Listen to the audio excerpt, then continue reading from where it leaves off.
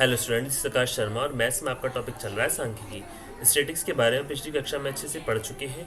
और आपका क्या है, वर्ग अंतराल क्या होता है, आपकी बारंबारता सारणी क्या होती है, उनको सारणी में कैसे बांटते हैं, आयत चित्र बारंबारता बहुभुज क्या होता है, इसके बारे में पिछली कक्षाओं में अच्छे से पढ़ चुके हैं। आइए केंद्रीय प्रवृत्ति की माप के बारे में, इस टॉपिक के बारे में आज जानते हैं कि केंद्रीय प्रवृत्ति की मापें क्या होती हैं और किस प्रकार उनमें क्वेश्चन किए जाते हैं। अब देखिए केंद्रीय प्रवृत्ति की माप। केंद्रीय प्रवृत्ति की घोतक संख्या सारे आंकड़ों के समूह की प्रतिनिधि संख्या होती है, क्योंकि यह उस बिंदु की प्रतीक होती है जिसके निकट इकाइयों के समूहन की प्रवृत्ति होती है। माध्य वह माध्य है जो सभी मूल्यों के योग को कुल प्रेक्षणों की संख्या से विभाजित करके प्राप्त किया जाता है। अब देखिए आगे, अब क्या है, केंद्रीय प्रवृत्ति की माप प्राप्त होती है। अब देखिए नेक्स्ट, केंद्रीय प्रवृत्ति की माप के प्रकार। केंद्रीय प्रवृत्ति की माप के प्रकार क्या होंगे आपके, आप इस कक्षा में देखिए। अब केंद्रीय प्रवृत्ति की मापों से तात्पर्य औसत मान से है। किससे है, एवरेज। सांख्यिकी में औसत का अर्थ है केंद्रीय प्रवृत्ति की माप से ही लगाया जाता है। अब फर्स्ट क्या है आपका, प्रत्यक्ष रीति, डायरेक्ट। सेकंड क्या है आपकी, लघु रीति। थर्ड क्या है आपकी, पद विचलन रीति। और फोर्थ क्या है आपकी, आंकलन योग रीति। क्या है, इवैल्यूएशन मेथड। अब देखिए, अनेक प्रेक्षणों का माध्य या औसत एवरेज सभी प्रेक्षणों के मानों के योग को प्रेक्षणों की कुल संख्या से भाग देने पर प्राप्त होता है। इससे प्रतीक x से, जिसमें x दंड पढ़ा जाता है, प्रकट किया जाता है। अब प्रेक्षणों का माध्य, सभी प्रेक्षणों का योग अपॉन प्रेक्षणों का कुल संख्या। तो क्या हो गया प्रेक्षणों का माध्य, प्रेक्षणों का माध्य बराबर होगा सभी प्रेक्षणों का योग को डिवाइड करेंगे किससे, प्रेक्षणों की कुल संख्या से।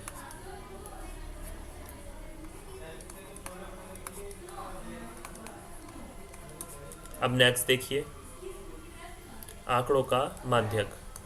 आंकड़ों का माध्यक, अब माध्यक दिए हुए प्रेक्षणों में वह मान होता है जो इसे ठीक ठीक दो भागों में विभक्त कर देता है।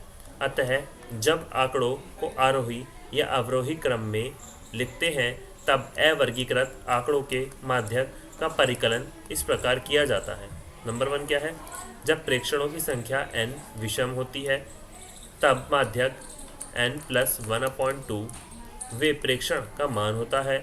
उदाहरण के लिए आप क्या ले सकते हैं, यदि n बराबर क्या है 13 है तो आप क्या लेंगे, 13+1/2, तो क्या आ जाएगा, 7वें प्रेक्षण का माध्यक मान होगा। क्या होगा, ये आपका माध्यक मान होगा। सेकेंडली क्या हो गया, जब प्रेक्षणों की संख्या n सम होती है। कैसी होती है, सम, मतलब क्या होती है आपकी, इवन होती है। सम को क्या बोलते हैं हम, इवन इंग्लिश में, और विषम को क्या बोलते हैं हम, ऑड। तो इवन नंबर और ऑड नंबर, सम और विषम। अब तब माध्यक 9/2 वे तथा n+2+1 वे प्रेक्षणों का माध्य होता है। उदाहरण के लिए n बराबर क्या है आपका 16, तो 16/2 वे और 16/2+1 वे प्रेक्षणों के माध्यों का मानों का माध्य, अर्थात 8वें और 9वें प्रेक्षणों के माध्य ही माध्यक होगा। ये बात आपको समझ में आई। नेक्स्ट देखिए, आंकड़ों का बहुलक। आंकड़ों का बहुलक क्या होगा आपका, बहुलक प्रेक्षण का वह मान होता है जो बार बार घटित होता रहता है, अर्थात अधिकतम बारंबारता वाले प्रेक्षण को बहुलक कहा जाता है, जिसकी बारंबारता क्या हो, सबसे अधिक हो। अब उदाहरण के लिए देखिए, 20 विद्यार्थियों द्वारा 10 में से प्राप्त किए गए निम्नलिखित अंकों का बहुलक ज्ञात कीजिए। तो 20 विद्यार्थियों द्वारा 10 में से प्राप्त किए गए बहुलक का क्या ज्ञात करेंगे। अब देखिए 4, 6, 5, 9, 3, 2, 7, 6, 5, 4, 9, 10, 10, ये 3 आ गया आपका, 4, 7, 6, 9 और 3। अब देखिए हल, हम इन आंकड़ों को निम्न रूप से लिखते हैं। किस प्रकार लिखते हैं? 2, 3, 3, 4, 4, 4, 5, 5, ये आ गया आपका 6, ये भी 6, ये भी 6, 7, 7, 7, ये आ गया 9, 9, 9 और 9, और ये आ गया आपका 10 और 10।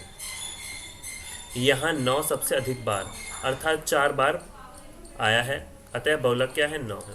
तो 9 सबसे ज़्यादा आया है, 9 सबसे अधिक बार कितना आया है? 4 बार। कितनी बार आया है आपका? 4 बार आया है 9।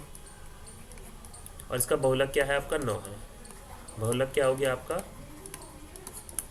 9 है।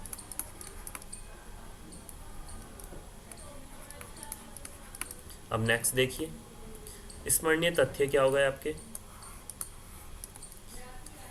किस प्रकार आंकड़ों को आलेखों, आयतचित्र, बारंबारता बहुभुजों द्वारा आलेखीय रूप में प्रस्तुत किया जा सकता है? सेकेंडली क्या है? जब प्रेक्षणों की संख्या n विषम होती है तब माध्यक n+1/2 वे प्रेक्षण का मान होता है। अब थर्ड क्या है? जब प्रेक्षणों की संख्या n सम होती है, n क्या होती है? सम होती है, तब माध्यक आपका n/2 वे और n/2+1 वे प्रेक्षणों का माध्य होता है। फोर्थ क्या है आपका? बहुलक सबसे अधिक बार आने वाला प्रेक्षण का मान होता है। तो जो सबसे अधिक आता है, जो सबसे अधिक आपका आता है वो क्या होता है आपका? बहुलक। और जब प्रेक्षणों की संख्या n सम होती है, इवन होती है, तो हम लेते हैं n/2 वे मान, n/2+1 वे प्रेक्षणों का माध्य होता है। और जब वो विषम होती है तो n+1/2 वे मान हमारा क्या होता है? उसका माध्यक होता है। अब देखिए उदाहरण नंबर आपको 12 दिया गया है। एक कक्षा के 9 विद्यार्थियों की सेंटीमीटर में लंबाई ये है। क्या है? 155, 160, 145, 150, 149, 150, 170, 147, 152, 150, 144, 148 और इन आंकड़ों का माध्य ज्ञात कीजिए। सबसे पहले हम क्या करेंगे? देखिए, आइए हम इन आंकड़ों को आरोही क्रम में इस प्रकार लिखते हैं। किस प्रकार लिखेंगे? पहले हमारा आएगा 144, फिर 145, फिर 147, फिर 148, फिर 149, 150, 152, इस प्रकार हमारा 160 तक हमने इनको आरोही क्रम में लगा लिया। क्योंकि विद्यार्थियों की संख्या कितनी आपकी? 9 है, अर्थात विषम है, इसलिए हम n/2 ये आ गया, तो n ये प्लस वे nवें पद का मान, और ये आ गया आपका ये, तो आपका आ गया 5वें पद का, ये बीच में प्लस आएगा आपका। तो विषम के लिए n+1/2 लेते हैं, और ये आ गया आपका n+1/2 वे 5वें विद्यार्थियों की लंबाई, जो कि 149 है। तो 1, 2, 3, 4, 5, तो ये आ गया हमारा सेंटीमीटर में। ज्ञात करके माध्यक प्राप्त कर लेते हैं, अर्थात लंबाई जो है वो आपकी कितनी है? 149 सेंटीमीटर। ये बात आपको ज्ञात हो गई। अब नेक्स्ट देखिए उदाहरण नंबर 13। कबड्डी की एक टीम द्वारा अनेक मैचों में प्राप्त किए गए अंक ये हैं। क्या है?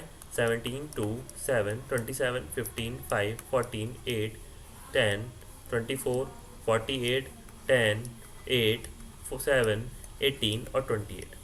टीम द्वारा प्राप्त किए गए आंकड़ों अंकों का माध्य ज्ञात कीजिए। अब क्या है आपका हल? टीम द्वारा प्राप्त किए गए अंकों को आरोही क्रम में लिखने पर आपको क्या प्राप्त होता है? देखिए, 2, 5, 7, 7, 8, 8, 10, 10, आपका 15 आरोही क्रम में लगा लिया, 15, फिर 17 आएगा आपका, फिर 18 आ गया, फिर 24, 27, फिर 28, फिर आपका 48 आ गया। इतना आपको समझ में आया?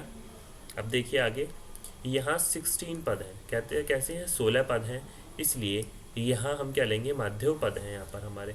ये क्या है? सम है आपके, तो n/2 और फिर n/2+1 वे पद का, अर्थात 8वें का और 9वें पद जो है इनका मान लेंगे और उसको 2 से डिवाइड कर देंगे। तो 8वां क्या आ गया आपका? 1, 2, 3, 4, 5, 6, 7, 8, 10 आ गया, तो 10, और आपका 9वां पद आ गया 14, 14/2, तो क्या आ गया? 10 + 14/2, तो क्या आया आपका? 12। अतः कबड्डी टीम द्वारा प्राप्त किए गए माध्यक अंक कितने हैं? 12 हैं। कितने हैं? 12 हैं। अब देखिए उदाहरण नंबर 40। 20 विद्यार्थियों द्वारा 10 में से प्राप्त किए गए निम्नलिखित अंकों का बहुलक ज्ञात कीजिए। अब अंक क्या है? 4 6 4 9 3 2 7 7 6 5 4 9 10, ये भी 10 9 3 4 7 6 9 और ये 9। हल। अब हम क्या करेंगे, हम इन आंकड़ों को निम्न रूप में लिखते हैं। देखिए कैसे लिखेंगे। 2 3 3 4 4 4 5 5 6 6 6 7 7 7, ये 9 9 9 और 9 और ये 10 और 10। यहाँ 9 से अधिक बार अर्थात 4 बार आया है। क्या है? 9 सबसे अधिक बार कितनी बार आया है? 4 बार है। अतः जो इसका बहुलक होगा वो क्या होगा? आपका 9 होगा। ये बात आपको समझ में आई? अब देखिए उदाहरण नंबर 15 दिया गया है आपको।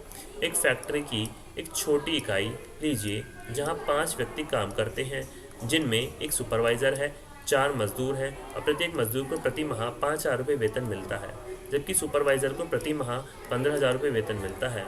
और फैक्ट्री को इन इकाइयों के वेतनों का माध्यक और बहुलक परिकलित कीजिए। तो आपको मीन, मीडियन और आपको मोड। तो आप माध्य को हम क्या बोलते हैं? मीन, माध्यक आपका मीडियन हो जाएगा और आपका बहुलक को हम बोलते हैं मोड। तो मीन, मीडियन, मोड आपके तीनों संख्याएं हो गई। अब देखिए माध्य निकालेंगे। पहले माध्य क्या होता है? Sum of all the observation upon number of observation, मतलब सभी जो हमारी x होते हैं, सभी x का total upon number of x आपकी कोई भी आयु, कोई भी एज हो सकती है।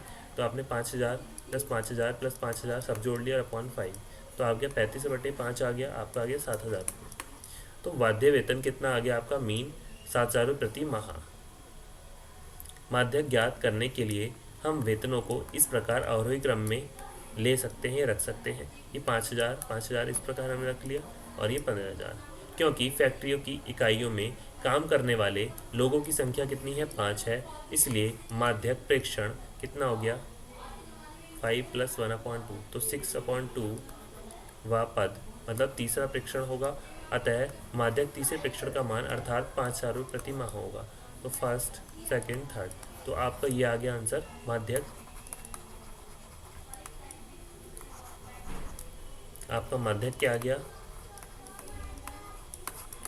5,000 रुपये प्रति माह। इतना ही आपका मीन आया था, 7,000 रुपये प्रति माह। मीडियन आपका आया 5,000 रुपये प्रति माह। अब देखिए बहुलक क्या आएगा? बहुलक भी हम ज्ञात कर लेंगे इसमें, कि बहुलक आपको निकालना है इसमें। तो बहुलक भी आपका क्या आएगा? 5,000 रुपये आएगा। तो बहुलक भी कितनी बार आएगा आपका? 5,000। ये बात आपको क्लियर हो गई। और आपने क्या किया था क्वेश्चन में, कि छोटी इकाई लेनी थी हमें जिसमें 5 व्यक्ति काम करते हैं और जिसमें एक सुपरवाइज़र है और 4 मजदूर हैं।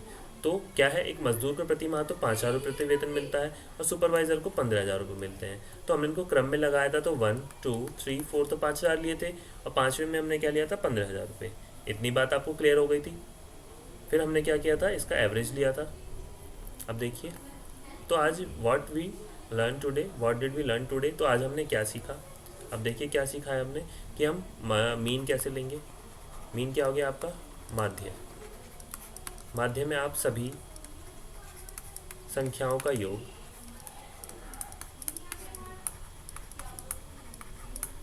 अपॉन में सभी संख्याओं